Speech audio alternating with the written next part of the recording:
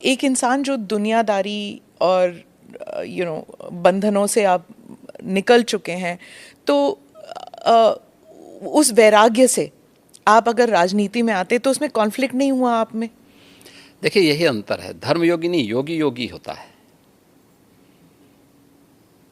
और मैं एक योगी हूँ। धर्म का मतलब केवल पूजा पद्धति नहीं है। कर्म भी। धर्म एक समग्र जीवन की पद्धति है।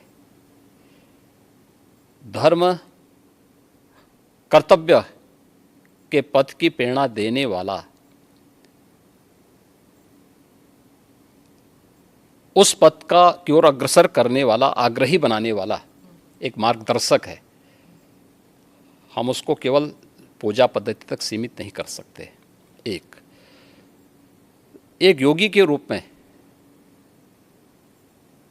एक परिवार के बंधन को तोड़ करके समाज के इस विराटता के साथ अपना जुड़ाव हुआ है।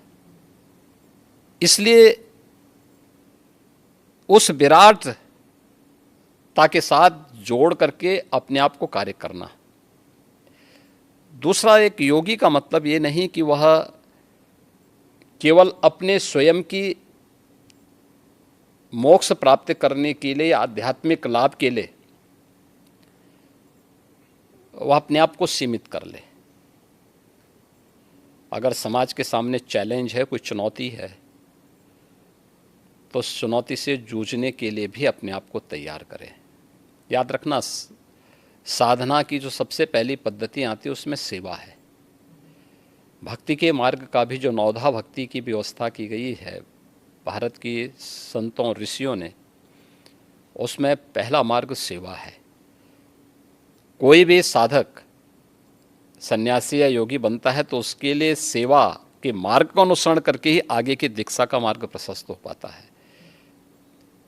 हम लोग भी जब एक योगी के रूप में सार्वजनिक जीवन में आए तो सार्वजनिक जीवन में किसी पद या प्रतिष्ठा के लिए नहीं, बल्कि इस कार्य के लिए आए कि नहीं, यह एक सेवा का माध्यम है और हम समाज के अंतिम पायदान पर बैठे हुए व्यक्ति की सेवा इस पद पर रह करके अंत्योदय कर सकते हैं, और उसी लक्ष्य को लेकर के व्यक्ति कार्य करता है।